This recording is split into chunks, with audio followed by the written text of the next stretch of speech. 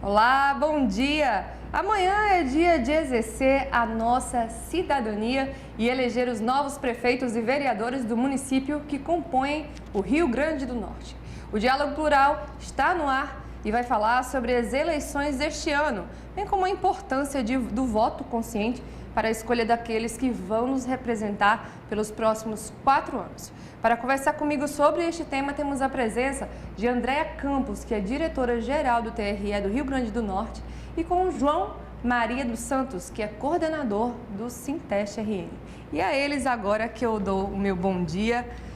E bom dia a todo mundo que está em casa, para a gente abrir esse assunto que amanhã, não acredito que todo cidadão vai ficar aí acompanhando, vai dar o seu voto e tudo mais, mas acima de tudo acompanhando essa reciclagem política que a gente vem vivendo, Então, André, eu queria te perguntar e que você direcionasse isso para o público de casa. Qual o papel do prefeito? Qual o papel do vereador? Para quem não sabe, que acha que é só ali marcar o númerozinho e está tudo certo por 4 anos. Qual é o papel fundamental deles? Como eles nos representam nesses 4 anos? Bem, o papel do prefeito, ele é tipo o dono da casa, ele que manda naquele ambiente ali. Então, ele vai cuidar, primeiro, da lei orçamentária anual, que ele manda para a Câmara Municipal e a Câmara Municipal aprova e ele sanciona. Então, ele fica restrito àquela lei orçamentária anual para ele executá-la. Então, cabe aos vereadores fiscalizarem esse papel do prefeito de executar bem as finanças públicas. Então, o prefeito cuida tanto da questão do ensino fundamental, como também a saúde básica do cidadão, praças, calçamentos. Então, são esses primeiros cuidados com o município que é tido pelo prefeito e esse orçamento ele vem de impostos pagos pelo povo, como o IPTU, o ISS, e o papel do vereador é fiscalizar a ação, o trabalho da prefeitura, do prefeito, do chefe do executivo. Então, e além disso, ele ser um canal entre o cidadão e o prefeito. Então, a comunidade quer determinado assunto ser levado para o prefeito, então ele se dirige a um vereador e o vereador repassa para o prefeito aquela necessidade. E as contas do prefeito são julgadas pela Câmara Municipal. Então, é importante para o eleitor ele escolher bem os seus representantes, porque, afinal de contas, são 4 anos de mandato e que aquelas pessoas estarão no poder para representá-lo. Então, é importante saber se aqueles que são candidatos à reeleição, se aquilo que eles prometeram na eleição passada foi cumprido, se o candidato a prefeito, ele também tem uma boa reputação, se ele vai corresponder ou não. Então, é importante demais nesse primeiro momento que o eleitor ele vá à urna, mas vá consciente da sua responsabilidade. Sobre esse assunto, agora eu vou conversar com o João Maria, que é um assunto que muita gente tem dúvida, Quais as implicações de se votar nulo ou em branco?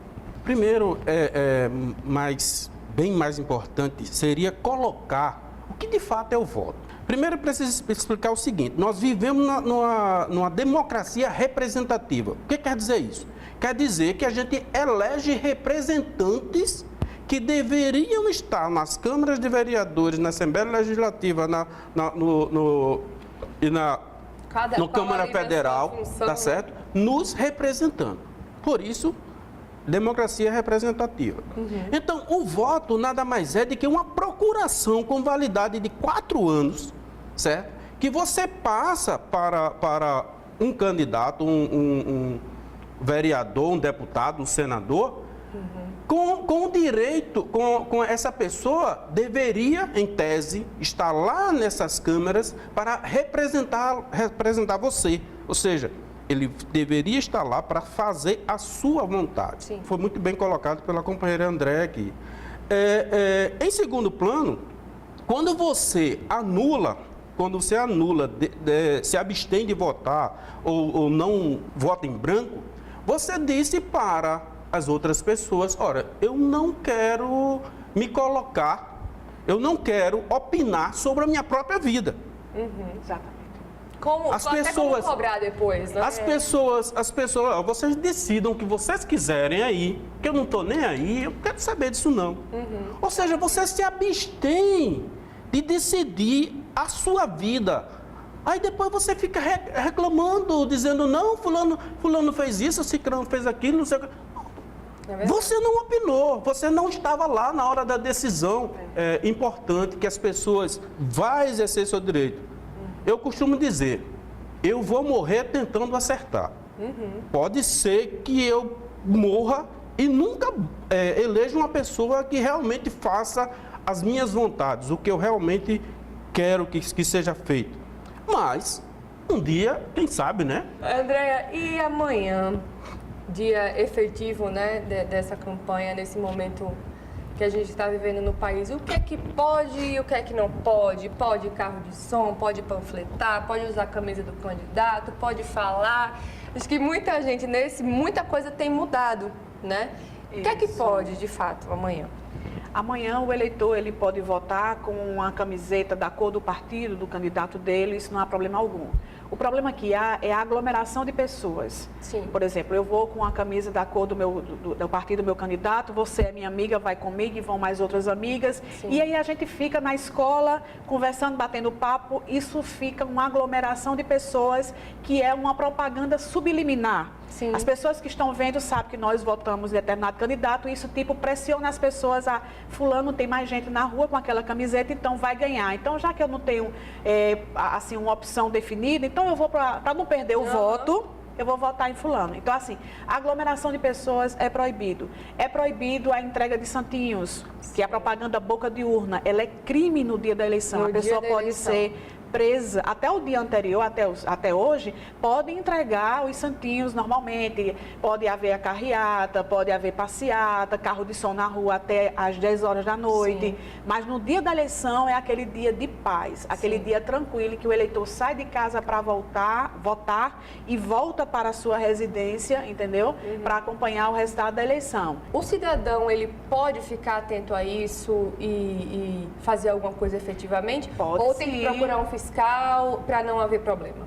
Não, é melhor que ele procure o policiamento. A gente vai, sim, ter polícias, né? A Polícia Militar vai estar, as tropas federais estarão nas ruas para garantir a ordem pública. Então, procura ou alguém da Justiça Eleitoral, que vai estar no local de votação, ou um policial, e aí faz a denúncia. Ou então, ele pode mandar pelo sistema, um aplicativo que nós temos que chama Pardal. Ele fotografa e aí ele coloca o seu nome, coloca CPF e coloca os dados que lá são solicitados e envia para a Justiça Eleitoral. Sim. No momento que ele enviar, vai tanto para o juiz eleitoral competente, como vai para o Ministério Público. E aí, essas duas organizações, elas estão prontas para receber essa denúncia e atuar, certo? Ele pode colocar como sigiloso ali, dele não querer aparecer, como pode colocar com o nome tudo completo, certo? Então, ele tem essa ferramenta. Continue aí com o Diálogo Plural, que daqui a pouco a gente volta para falar mais sobre eleições 2016. A gente já volta. Voltamos com o programa Diálogo Plural de hoje, que conversa sobre eleições 2016, com a presença de Andréia Campos, que é diretora-geral do TRE do Rio Grande do Norte, e com João Maria dos Santos, que é coordenador do Sinteste-RN. Um dos caminhos para o voto consciente é, sem dúvida, conhecer a história de cada candidato. Na reportagem de Miriam Russelli, você pode ver como fazer isso e por que o voto é tão importante. Acompanhe. O voto é uma ferramenta que faz o cidadão exercer o seu direito de escolha para assim contribuir para o avanço da sua cidade, estado ou país. Mas será que o eleitor está ciente da sua responsabilidade e se recorda em quem votou nas últimas eleições? Não. Sim, me recordo. Com certeza. E quem eu votei da outra vez, eu acredito que ele foi competente e ele é honesto. Me recordo. Não, infelizmente faz umas 3 eleições para cá que eu estou sempre justificando meu voto, porque a gente perdeu a credibilidade com nossos políticos, eles não estão merecendo o voto. Então, para mim, eu justifico e fico com minha consciência tranquila. Embora a sociedade esteja mais crítica e bem informada sobre o voto consciente, é comum ainda encontrar pessoas que votam em troca de algum benefício, seja um emprego ou um exame médico. Essa é a famosa compra e venda de voto. Então, quais os critérios que as pessoas usam para votar em seus candidatos? Procuro primeiro saber o que ele pensa para depois ir a fundo no candidato. É a questão do trabalho, porque eu não voto em candidato que aparece nas eleições e depois desaparece, mas sim aquelas pessoas que têm um currículo, né? que tem um trabalho prestado à população. A questão da competência e a questão também que hoje em dia está em foco da honestidade, né? Além de alguns interesses sociais de uma forma geral, claro, como por exemplo, desde mobilidade, eu particularmente ganho bastante de ônibus, desde o que está sendo feito em prol de quem tem que trafegar e tal. Por exemplo, posto de saúde, algumas coisas que eu consigo acompanhar de perto dentro da minha rotina, eu acabo levando em consideração e trazendo como respaldo no que diz respeito ao critério da minha votação. É isso. Eles já estão aqui falando super, porque realmente um assunto, né? Essa coisa de vou me abster do voto, não lembro em quem eu votei. E eu vou perguntar pro João Maria. É comum a gente ouvir dizer o seguinte, né? Eu vou votar em fulano, porque ele me ajudou, tudo mais. A questão da coletividade, né? Porque a gente sabe dos cargos de confiança, tudo mais, isso é uma coisa. Mas quem quer que ganhe tem que trabalhar para todos, a coletividade. Então, por que as pessoas ainda têm essa mentalidade, né? Fulano me ajudou a fazer um exame. Não ajudou, ele está fazendo o que ele tem que fazer, né? Fala um pouquinho disso pra gente. Olha, eu costumo colocar que se você deve dinheiro, você deve pagar com dinheiro. Se você deve favor, você deve fazer outro favor. Se você quer fazer uma caridade, você dá uma sacola, um sacolão, você leva a pessoa no restaurante e paga um almoço. Agora, gente, política é uma coisa séria. Não dá para você votar numa pessoa porque essa pessoa, sei lá, lhe deu uma carona. Sim. Tá certo? Não dá para isso. É aquela coisa que eu disse no começo. Você está passando uma procuração para que aquela pessoa lhe represente por 4 anos. Ele deve estar lá preocupado com a política plural, ou seja, com todo mundo. Não dá para fazer uma política individualista. Ou seja, eu vou fazer para você, eu vou usar o dinheiro público da coletividade para favorecer a você. Isso não existe. Político não é feito para isso. Política, quando ela foi inventada, essa palavra, lá na antiga Grécia, era a arte de fazer o bem. Hoje se transformou na coisa que está hoje. Não dá para a gente misturar as coisas, tá certo? Se eu quero uma boa representação, eu vou querer saber quem é essa pessoa, o que essa pessoa fez, qual é a história, o currículo. Não dá para eleger um tiririca da vida. Pelo amor de Deus. O cara é um palhaço, ele está muito bem como palhaço, perfeito, sem nenhum problema. Agora ele continue palhaço. Tá certo? Tem que se botar pessoas capacitadas. E graças a esse tipo de comportamento, que se tivesse acontecido aqui no Nordeste, era porque era no Nordeste, mas aconteceu lá no Sul. Então, que se deixe bem claro o seguinte, temos que eleger pessoas capacitadas, pessoas em condições de fazer realmente, de fato e de direito essa representação. É verdade. E, André, a gente estava falando do aplicativo, mas o TRE tem um dispositivo, né? Que é o Disque Eleitor. É a mesma coisa? Como é que funciona? Como é que é isso aí? São instrumentos diferentes. O Pardal é para denúncia de irregularidades. Sim. O Disque Eleitor é para que o eleitor ele tenha informações no dia da eleição, para o dia da eleição, com relação ao local da votação dele, para ele certificar se a sessão dele não mudou de local, para ele saber que documento ele leva no dia da eleição, se ele não está no município em que ele vota, como é que ele faz para justificar esse voto, que documento que é necessário. Então, são informações básicas para o dia da eleição. Já o Pardal não, é uma denúncia de uma irregularidade, ou de uma eventual irregularidade.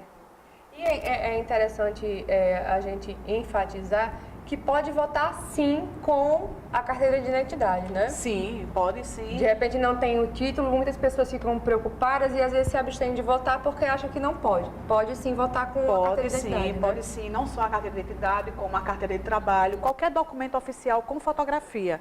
É importante que se diga isso, porque muitas vezes a pessoa perdeu o título e aí por isso não vai exercer o seu direito a voto, né?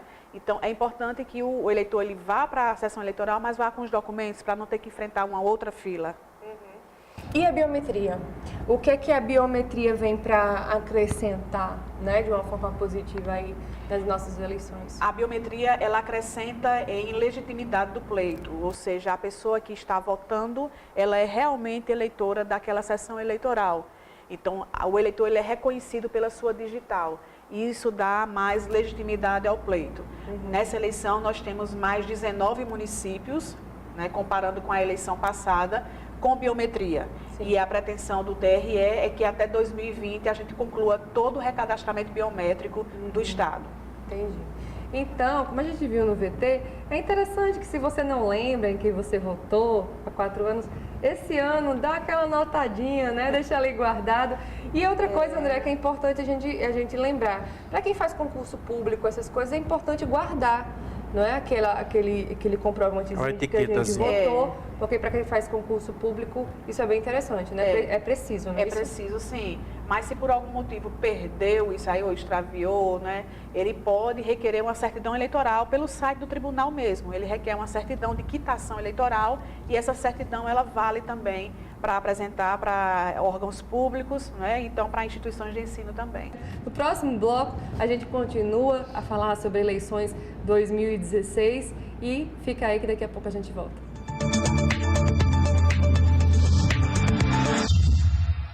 Voltamos com o programa Diálogo Plural de hoje, que conversa sobre eleições 2016, com a presença de Andréa Campos, que é diretora-geral do TRE do Rio Grande do Norte, e com o João Maria dos Santos, que é coordenador do Sinteste RN. E agora a gente vai ver uma matéria que vai tentar entender se as pessoas já escolheram ou não seus candidatos, se estão em dúvida. Vamos lá ver na matéria de Miriam Russelli. Você acompanha os candidatos em quem você vota? Sim, acompanho. O senhor, então, tem acompanhado as propostas dos atuais candidatos? Tenho, mas como todo brasileiro, eu estou decepcionado com a política. Pode ser uma contradição que eu acabei de dizer, né? Mas é decepcionante, mesmo com aqueles que querem fazer alguma coisa. E nesta eleição, vai votar? Pretende exercer seu direito ou não? Quer se abster? Pretendo exercer, pretendo sim. Apesar de não ter absoluta certeza em quem vou votar ainda, mas eu pretendo exercer. Sim, pretendo votar pela questão de ser um cidadão e ainda ter esperança e acreditar. Mas eu tenho uma candidata já. Sinceramente, estou muito decepcionada com a política, com os políticos. Então, não vejo assim nenhuma opção. E esses aí que estão aí, não conheço muito bem. Não estou muito interessada em votar, não. Estou pensando em votar nulo. João Maria, a gente sente aí, de fato, um pessimismo, né? Bem latente nas pessoas que vêm ao longo dos anos. Como superar isso e, de fato, olhar com cuidado e exercer o voto? Não tem outro jeito. Não tem outro jeito. É preciso mudar. Não existe... O que é errado é você... É como dizia meu avô. Se você apanha num beco uma vez é porque você não sabe. A segunda é porque você não tem porque você quer. E a terceira é porque você não tem vergonha. Então não tem porquê, se você já viu a pessoa fazer a coisa errada, por que votar de novo nessa mesma pessoa?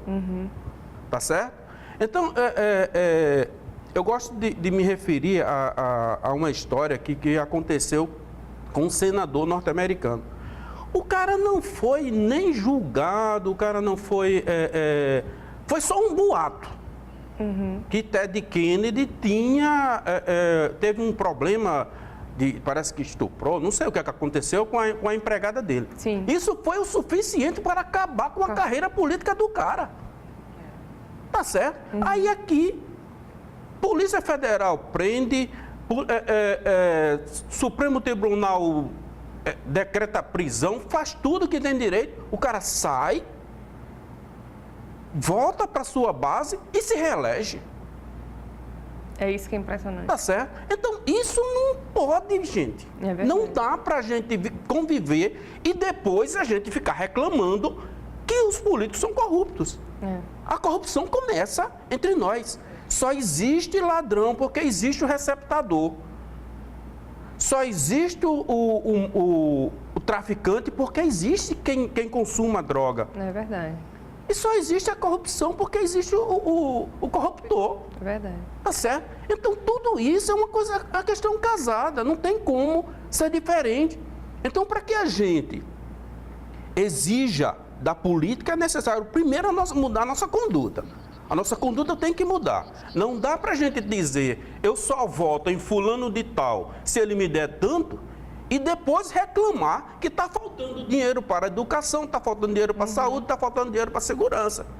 Ele já comeu esse dinheiro na frente. Tá certo? É não existe dinheiro descasado. Todo o dinheiro sai de algum canto. Tá certo? E se o político está comprando o seu voto, ele já está dizendo a que veio.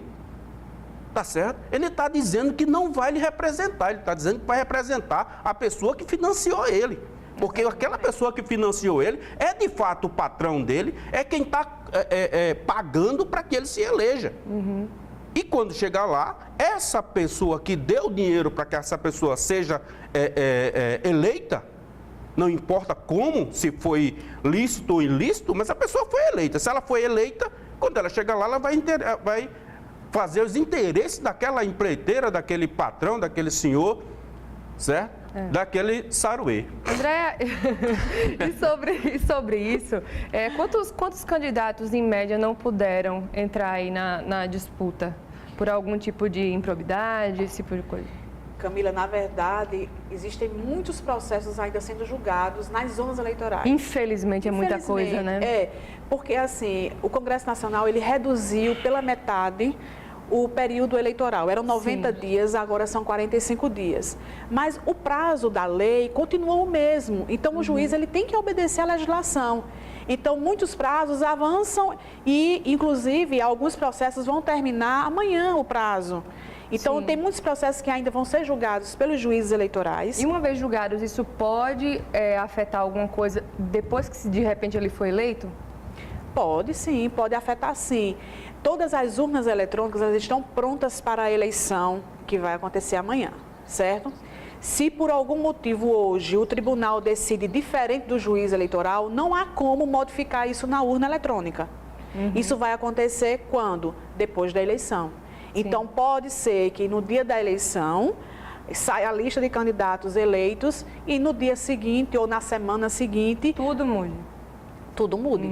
É possível, sim, que aconteça. Justamente por conta desse prazo muito restrito que o Congresso Nacional aprovou. Santos tem uma pergunta para fazer para a Andréa sobre a questão da ficha limpa. Santos, fica à vontade. Em recente decisão do Supremo Tribunal Federal,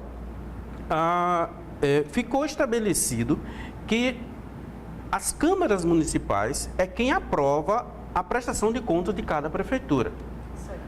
A questão que fica é como fica o TCU, o TCE, certo? Tribunal de Contas do Estado, que é um órgão técnico que quer realmente tem condição de fazer essa análise das contas. E como fica a própria prefeitura e a Câmara, se ele é um órgão meramente político e o prefeito, por sua vez, pode ter ingerência dentro da política, se ele basta que ele tenha maioria, ele aprova as contas dele. Aí, como é que fica? Se a conta for aprovada lá na Câmara Municipal e o TCE reprova, o TCE dessa ripa em todo mundo, ou só o prefeito é responsável? Como fica essa questão? Essa decisão do Supremo pegou a todos de surpresa. Geralmente, a gente não esperava que essa decisão saísse dessa forma, né? Então, como vai ficar, não tem como eu lhe dizer hoje, até porque o tempo é que dirá como é que vai se posicionar o Tribunal de Contas do Estado com relação a isso e a jurisprudência nos tribunais. certo? O que eu posso dizer é que, pelo convívio que eu tenho com magistrados, isso surpreendeu realmente, até porque a gente entende, né, que, como você bem falou, que a Câmara Municipal é um órgão político e não é preparado para essa fiscalização técnica. Ele fiscaliza, sim, se o prefeito usou a verba para calçamento daquela rua, se fez aquela melhoria na escola, se fez isso, fez aquilo. Mas a comprovação técnica, isso tem que ser realmente em um tribunal. Quem é que vai ser responsabilizado? O prefeito deixa de ser responsável uma vez que ele diz, não, a Câmara aprovou. Exato. E aí, como é que fica essa questão se existe essa aprovação ou então a Câmara responde? Eu acho que vai muito aí a atuação do Ministério Público também. O Ministério Público deve atuar de forma mais efetiva para evitar que decisões políticas de aprovação ou de reprovação, a gente tem que pensar no contrário também, porque às vezes a Câmara Municipal, a base toda é contrária ao chefe do Executivo e pode também reprovar as contas para prejudicá-lo, né? Então, tanto uma coisa como outra, eu acho que o Ministério Público deve ter uma atuação, né, bem efetiva com relação a isso. André, rapidamente, só para a gente encerrar nosso programa de hoje, uma mensagem para quem vai amanhã exercer seu direito de cidadão. Escolha bem o seu candidato, não deixe de votar, de exercer esse direito, não vote nulo nem em branco. O voto nulo não anula a eleição, ao contrário, você está permitindo que outra pessoa escolha por você quem vai comandar a cidade, quem vai elaborar as leis. Procure escolher bem o candidato do legislativo, né, o vereador, procure escolher bem, porque ele vai elaborar leis. Então, é preciso que ele tenha um preparo para isso, é preciso que ele atenda os anseios da comunidade. Então, é importante que a pessoa que vai também dirigir o executivo, ela tenha condições de fazê-lo. E essa responsabilidade é do eleitor, né? Que a gente procure realmente votar com toda a consciência possível, uma vez que... Quebra a história. São 4 anos de bonança ou são 4 anos de seca. Exatamente. Tá certo? Se você escolher um bom candidato, escolher o melhor candidato disponível, que não seja um Abrastemp, né? Mas vamos eleger o melhor que nós tivermos. Os melhores que nós tivermos. Vamos analisar o currículo, vamos ver a procedência. Vamos ver o passado desse pessoal, se ele não já foi envolvido. Meu avô dizia que cachorro que mata ovelha, ele não deixa de matar, não. É verdade. Tá certo? Então, se ele já roubou uma vez, se já fez coisa errada, vai voltar a fazer. Tá certo? E filho de gato é gatinho. Se você quiser mais informações sobre o Diálogo Plural, acompanhe as atualizações no nosso Twitter, o @SintesteRN, no nosso site, o www.sintesteRN.org.br ou na nossa página do Facebook, que é o facebook.com/SintesteRN. A você, um ótimo final de sábado, um ótimo domingo de eleições. Votem consciente, bem e em paz. Próxima semana a gente se vê. Tchau, tchau.